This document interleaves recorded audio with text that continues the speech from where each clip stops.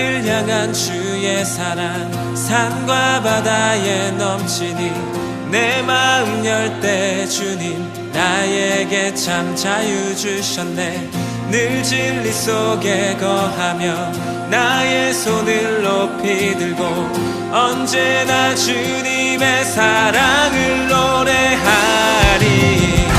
주의 사랑 노래하리라. 영원토록 노래하리라. 주의 사랑 노래하리라.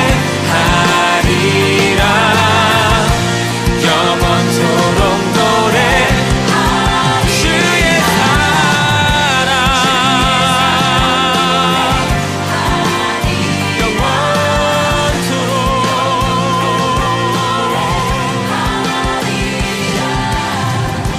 주의 사랑 노래하리라. 영원토록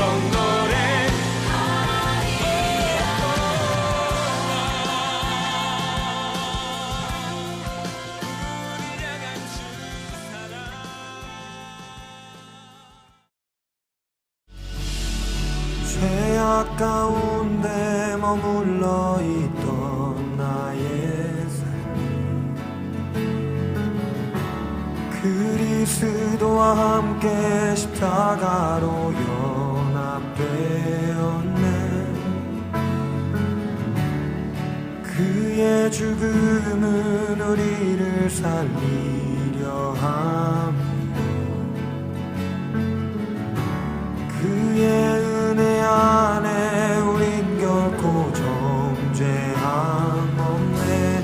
십자가 죽음으로 나의 죄도 죽었네. 부활의 영광으로 영원한 생명 얻었네.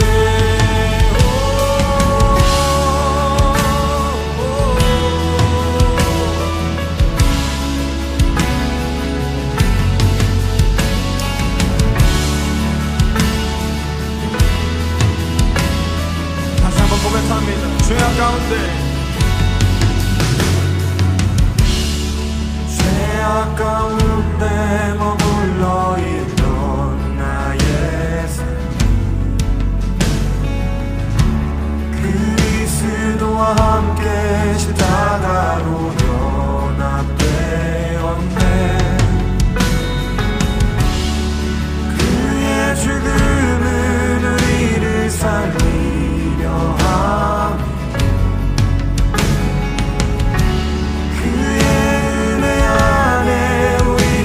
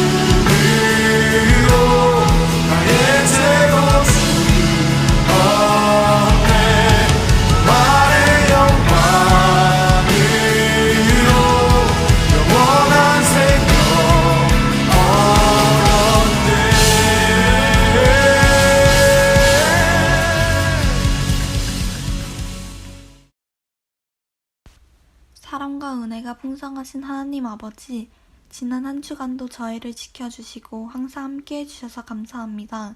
지금 이런 상황 속에서 영상으로라도 예배를 드릴 수 있게 허락하심에 감사드립니다. 저희가 이 세상을 살아가면서 매일 많은 죄들을 짓는데 이런 저희가 예배를 드림으로써 저희들의 회개를 받아주시고 하나님의 은혜로 용서해 주세요. 입시 때문에 걱정이 많은 학생들을 위해 기도합니다. 마음의 평안을 주셔서 자신의 길을 잘 선택할 수 있도록 도와주시고 공부 때문에 힘든 학생들에게도 은총과 지혜를 주셔서 고난이 닥치더라도 현명하게 헤쳐나갈 수 있는 능력을 주세요. 이 시간 목사님께서 말씀을 전하실 때 저희가 은혜 받게 하시고 목사님의 말씀대로 살아가는 한 주가 될 수 있도록 해주세요. 이 모든 말씀 거룩하신 예수님의 이름으로 기도드립니다. 아멘. 예, 오늘 함께 여러분과 나눌 말씀은 로마서 1장 1절로 4절 말씀입니다. 예수 그리스도의 종 바울은 사도로 부르심을 받아 하나님의 복음을 위하여 택정함을 입었으니 이 복음은 하나님이 선지자들을 통하여 그의 아들에 관하여 성경에 미리 약속하신 것이라. 그의 아들에 관하여 말하면 육신으로는 다윗의 혈통에서 나셨고 성결의 영으로는 죽은 자들 가운데서 부활하사 능력으로 하나님의 아들로 선포되셨으니 곧 우리 주 예수 그리스도시니라. 아멘. 네, 여러분 반갑습니다. 말씀대로 살고 말씀대로 행하는 고등부 친구들, 한 주간 잘 지내셨나요? 오늘은 학생의 친구들이 만든 영상을 함께 봤습니다. 네, 잘 보셨나요? 목사님도 이 영상 촬영하는 데는 같이 있었는데 아직 사실 지금 영상을 찍는 이 순간에도 편집본을 보지 못했어요. 그래서 얼마나 잘 나왔을지 모르겠는데 우리 학생의 친구들 너무너무 수고 많았고요. 코로나 때문에 우리 학생의 친구들 임기가 무한 연장됐습니다. 그래서 여러분 코로나 사태 종식될 때까지 우리 학생의 친구들 너무너무 수고 많고요. 앞으로도 여러분 함께 우리 고등부를 위해서 열심히 달려나갔으면 좋겠습니다. 자, 오늘 말씀 함께 나눌 텐데요. 오늘 말씀의 제목은 예수님이 복음이다 입니다. 예수님이 복음이다. 지난주까지 우리 마가복음을 아주 중요한 부분만 이렇게 하나씩 보면서 여러분과 마가복음의 말씀을 나눴는데요. 오늘부터는 로마서라는 성경을 여러분과 함께 나누려고 합니다. 그래서 이 로마서 어떤 성경인가? 우리 작년에 성경 필사했던 성경이죠. 그렇죠? 그래서 필사를 여러분이 한 친구들도 있고 선생님한테 대부분 맡긴 친구들도 있고 이럴 텐데 로마서는 말 그대로 로마로 바울이 로마에 있는 교인들에게 쓴 편지예요. 그래서 바울은 원래 꿈이 있었어요. 어떤 꿈이냐? 자기 지역을 넘어서 저 당시에 아주 머나먼 땅으로 여겨졌던 스페인, 오늘의 스페인까지 복음을 전하고자 하는 꿈이 있었거든요. 근데 그 스페인까지 가려면 교두보가 어디냐? 그게 바로 로마였던 거예요. 그래서 로마의 교인들에게 편지를 보내서 내가 누구인지를 소개하고 또 후원을 받을 목적으로 이 편지를 썼다고 합니다. 그런데 여러분 지난주에 우리가 마가복음 살펴봤고 오늘 로마서를 보게 되는데 질문이 있어요. 여러분 어떤 책이 먼저 쓰여졌을까요? 마가복음, 예수님의 행적을 담은 마가복음이냐? 아니면 복음의 내용을 소개하고 있는 로마서냐? 네, 여러분 잘 아시듯이 로마서가 마가복음보다 먼저 쓰여졌습니다. 왜냐하면 당시에 바울이 활동하던 당시에는 사도들이 아직 살아있었기 때문에 사도들을 통해서 직접 예수님의 증언을 들었던 사람들은 아직 복음서, 예수님의 행적을 담은 복음서를 쓸 필요를 느끼지 못했어요. 그래서 복음서가 전혀 없던 상태에서 바울은 예수님의 이 복음을 자세하게 소개할 필요를 느꼈던 것 같아요. 그래서 로마의 교인들에게 이 편지를 쓸 때 복음이 무엇인지를 자세하게 소개하고자 이 로마서를 쓰게 된 것입니다. 그래서 예수님의 복음이 무엇인가를 가장 잘 알 수 있는 성경이 로마서입니다. 로마서는 아주 중요하고 유명한 성경이에요. 역사적으로 굉장히 유명한 인물들이 로마서를 읽고 회심을 경험했는데요. 그 대표적인 인물이 성 어거스틴이라 불리는 아우구스티누스입니다. 이 사람은 굉장히 명석한 두뇌를 가졌던 사람인데 사실 그 인생의 초반기, 여러분과 같은 나이 때, 젊을 때에는 굉장히 방탕했다고 해요. 그래서 쾌락을 즐기고 결혼하지 않고 어떤 여자와 같이 살고 또 당시에 사교로 여겨졌던 마니교에도 빠지기도 했었습니다. 근데 이 어거스틴의 어머니 모니카는 그리스도인이었어요. 그래서 늘 아들이었던 아우구스티누스를 위해서, 어거스틴을 위해서 기도했는데, 그러던 그가 32살이 되던 AD 386년 여름에 어느 날이었어요. 그에게 한 사건이 발생합니다. 그가 여전히 쾌락 중에 있었지만 그 자기 안에 어떤 그 내면에 채우지 않던 그 고독들이 있었던 것 같아요. 그래서 고민하고 있던 차에 어떤 한 어린아이의 음성이 들려옵니다. 그 음성이 원어로 얘기하면 톨레 레게라는 말이고, 번역하면 책을 들어 읽어라, 이런 말이 들린 거예요. 그래서 아우구스티누스는 바로 숙소로 들어가서 성경책을 폈는데, 그 성경책이 어디냐? 바로 오늘 우리가 본 로마서 성경이었어요. 로마서 13장 13절로 14절 말씀인데, 요약하면 이런 말이에요. 방탕하게 생활하지 말고 이제 예수님으로 옷을 입으라. 이런 말씀을 읽고 나서 그는 회심하게 되었고, 교회 역사에서 정말 중요한 인물이 되었습니다. 이 어거스틴 외에도 여러분 잘 알고 있는 종교개혁자였던 마틴 루터, 또 철로 역정을 쓴 존 버년, 그리고 감리교를 창시한 존 웨슬리 같은 분들도 이 로마서를 통해서 변화받은 사람들이라고 알려져 있어요. 자, 오늘 우리가 읽고 있는 성경의 인물, 이 바울 사도도, 로마서를 쓴 바울 사도도 예수님을 만나서 인생이 바뀌었던 사람이에요. 처음에는 예수님을 적대시하고 예수 믿는 사람들 핍박하던 바울이 예수님을 만나서 변해서 이 복음이 담긴 책 로마서를 쓴 겁니다. 자, 오늘 말씀 1절을 볼까요? 자, 1절에 보면 바울이 자기를 이렇게 소개합니다. 예수 그리스도의 종 바울은, 이렇게 소개해요. 당시의 종은 전쟁에 포로로 잡혀간 사람들, 노예들의 신분을 가리키는 거였어요. 근데 바울은 그것과 전혀 어울리지 않는 로마 시민권을 가진, 오늘날로 치면 뭐 미국 시민권, 이런 걸 가진 사람이었어요. 그러니까 바울에게는 종이라는 말이 전혀 어울리지 않았는데, 바울은 스스로 자기를 종이라고 칭합니다. 왜냐하면 그 1절 다음에 나오는 이야기를 보면 바울은 예수님이 나를 부르셨고 예수님으로부터 내가 택감을 받았다는 사실을 분명하게 알았기 때문에, 그래서 바울은 내가 보내심을 받은 자, 사도로서 너희에게 이 복음을 설명하고 있다라고 말합니다. 그래서 2절에 보시면 복음이 무엇인가에 대해서 설명을 하고 있어요. 복음은 무엇인가? 2절에 보시면 하나님이 선지자들을 통해 그 아들에 관하여 미리 약속하신 것이다. 네, 영어로는 복음은 good news라고 하죠. 좋은 소식. 그래서 예수님이 나를 위해서 내 죄를 사하시고 용서받아서 구원받아서 난 이제 천국에 갈 수 있게 됐다. 이게 이제 우리가 보통 이해하는 복음입니다. 그런데 우리가 통상적으로 이해하는 복음에는 두 가지 문제가 있어요. 첫 번째는 복음이 지난주에 얘기했던 건데 나를 위한 것이라고 생각하는 거예요. 내 죄의 문제를 해결하기 위해, 내 고민을 해결하기 위해, 단지 나를 천국에 보내주기 위해 존재하는 것. 그래서 내가 주인공이 되는 어떤 복음으로 우리가 복음을 오해할 때가 많고, 두 번째는 복음의 의미가 굉장히 다면적인데 여러 가지 의미가 있는데 단지 내 죄를 씻기 위해서만 예수님이 십자가를 지셨다라고 생각한다는 거예요.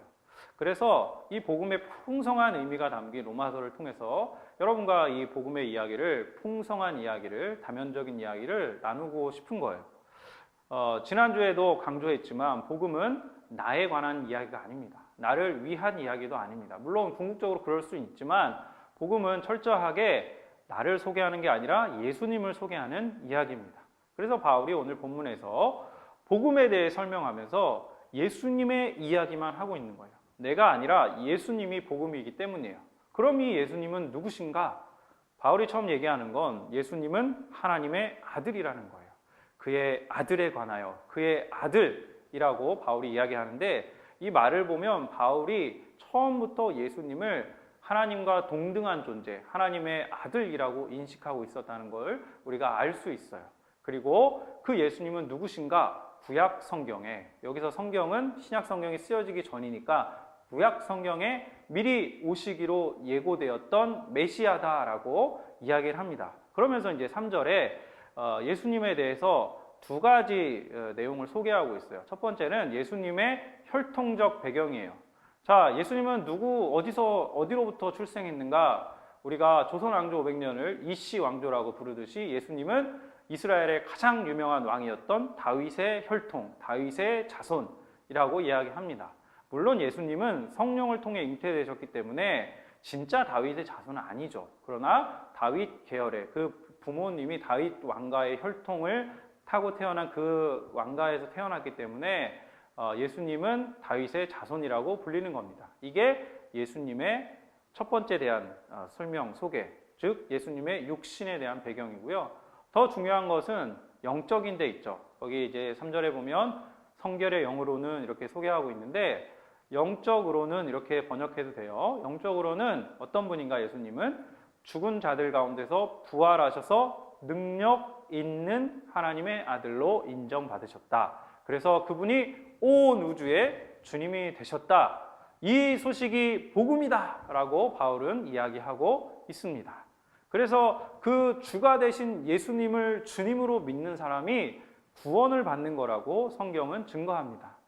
여러분, 이 복음이란 말, 원래 헬라어로 유앙겔리온이란 말인데요. 이 유앙겔리온, 복음이란 말은 원래 1세기 당시에는 로마 황제한테만 쓸 수 있는 말이었어요. 그래서 황제가 새로 태어나거나 새로운 황제가 등극됐을 때 로마 전역에 이 유앙겔리온, 새로운 황제가 등극했다라는 소식이 유앙겔리온이라는 이 단어를 통해 표현을 통해서 쓰여졌어요.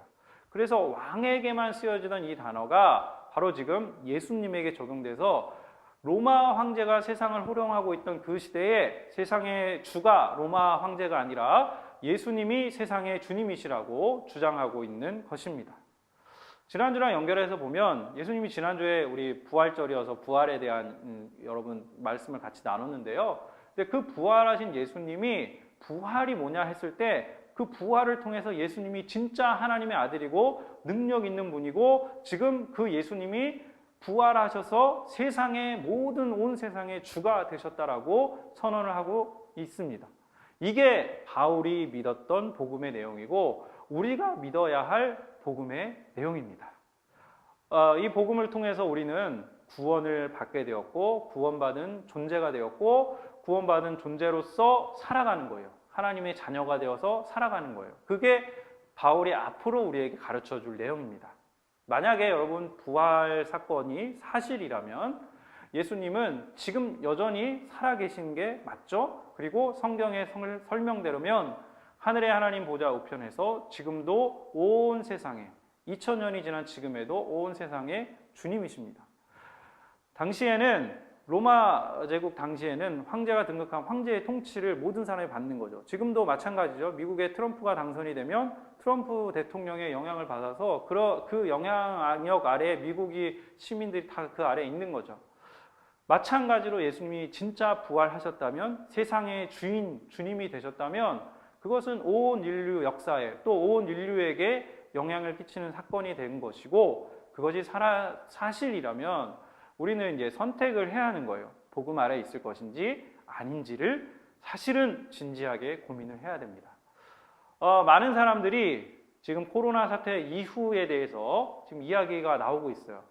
근데 다 모두가 한결같이 얘기하는 것 중에 하나는 뭐냐면 코로나 이전과 코로나 이후가 같을 수는 없다. 그래서 미래학자인 여러분 잘 아시는 유발 하랄이라는 미래학자는 이 코로나 이후로 3가지가 바뀔 것이다 라고 이야기를 했어요. 그 첫 번째는 온라인 강의가 일상화될 것이고 두 번째는 기본소득 보장에 대한 논의가 구체화될 것이고 세 번째는 우리가 선진국이라고 보통 생각하고 있었던 미국, 유럽에 대한 사대주의가 해체될 것이라고 그런 이야기를 했어요. 근데 사실 지금 이거 우리가 다 체감하고 있는 거예요. 여러분 지금 온라인 강의 하고 있죠. 그리고 한국에서조차도 그 재난소득 비용에 대한 어떤 그 지급을 지금 논의가 활발하게 되고 있고 실제로 경기도 같은 데서는 지급이 되고 있어요. 또 세 번째로는 우리가 이제 미국, 유럽 하면 선진국으로 알고 있었고 우리는 조금 목사님 잘할 때도 그랬어요. 우리는 조금 좀 뒤떨어진 그런 중진국 정도로 생각하고 있었는데 지금 코로나 사태를 겪으면서 어떤가요? 코로나 사태를 겪으면서 우리가 오히려 세계 각국이 우리를 통해 방역 모범국으로 사례로서 우리를 배우고 있고 우리에게 진단키트를 요청하고 있고 그래서 외교부에 있는 분들도 이런 건 처음이라고 해요. 다른 나라들이 우리나라한테 뭔가를 요청하고 우리한테 배우기를 희망하고 있는.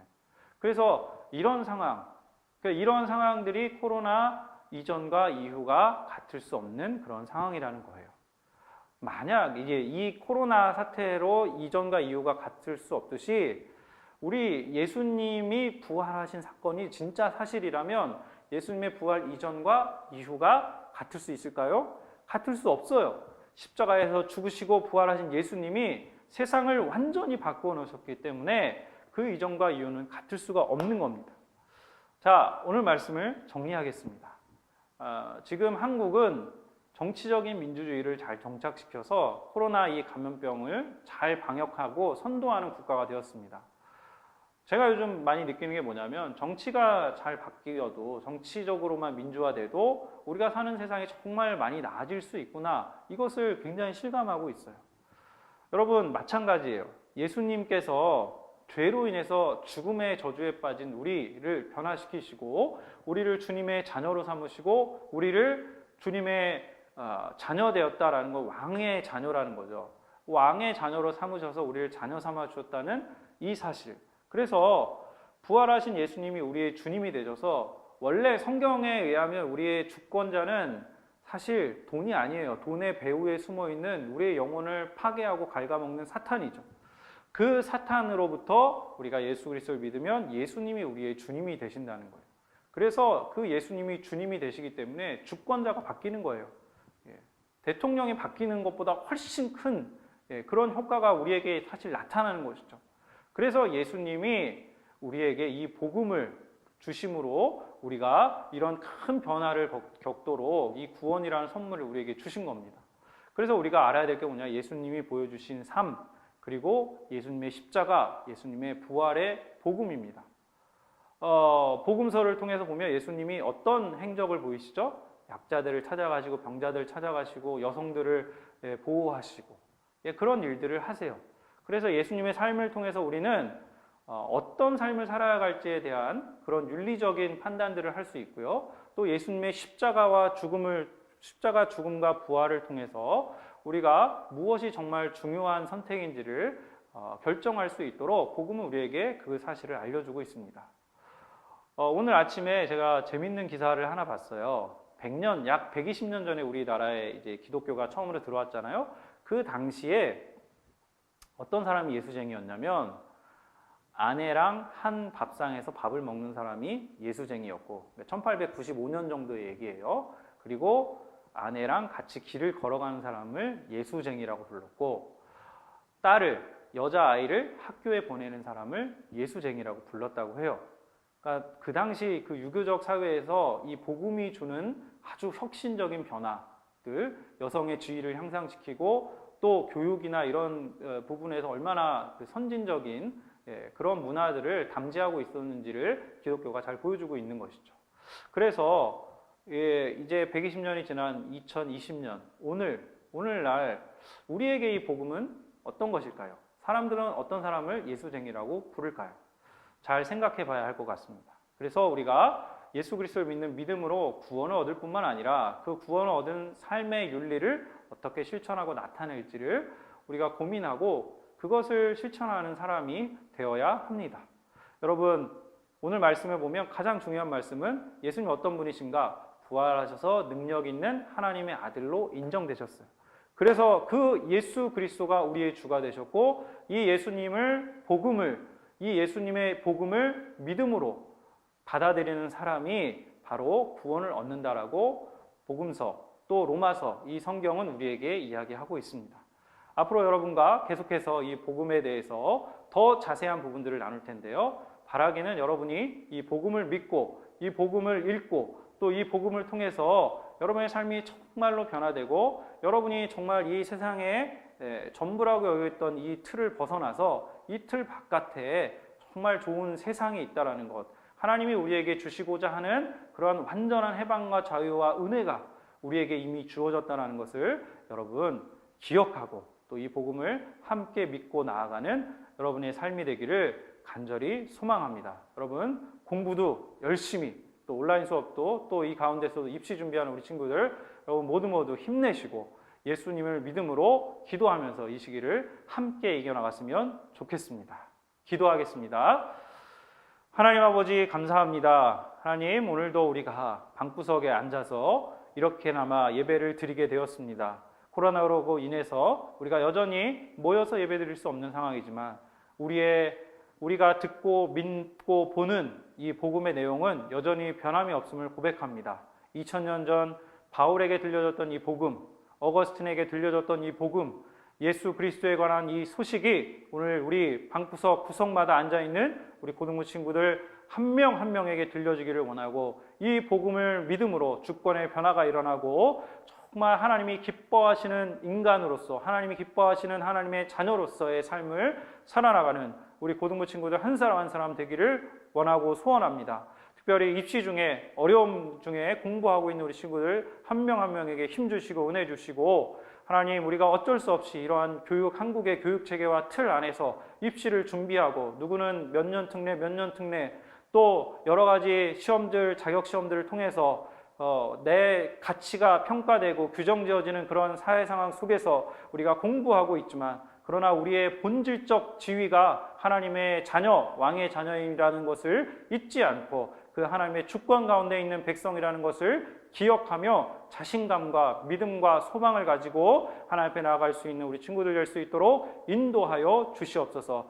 아픈 친구들 있다면 주께서 회복시켜 주시고 치유하여 주시옵시고, 이 코로나 기간 우리 다 함께 자신의 그 삶을 잘 지켜가면서 이겨낼 수 있는 믿음과 소망을 허락하여 주시옵소서. 우리 선생님들에게도 함께하여 주시고, 오늘 이 복음이 온 세상 가운데 울려 퍼지기를 소망하며, 예수님이 세상에 주시라는 소식이 온 세상 가운데 들려지기를 원하며, 코로나 감염병으로 고통받고 있는 이 전 지구적인 이 사태 가운데서 하나님, 이 심각한 단계에 있는 우리 지구촌의 많은 인류를 주님 붙들어 주시고, 속히 치료와 개발과 백신이 또 만들어져서 이 감염병과 질병으로부터, 공포로부터 우리가 해방되고 다시 이전의 생활로 돌아오며, 또 코로나 이후의 시대를 잘 준비하고 예측하고 또 하나님 앞에 나아갈 수 있는 우리 모두가 될 수 있도록 인도하여 주시옵소서. 지금은 우리 주 예수 그리스도의 은혜와 하나님의 사랑과 성령의 인도하시는 역사가 오늘 각자의 방에서 그래도 하나님께 예배하겠다고 이렇게 모여 예배한 우리 모든 친구들과 선생님 위에 주의 은혜가 함께 있을지어다. 아멘.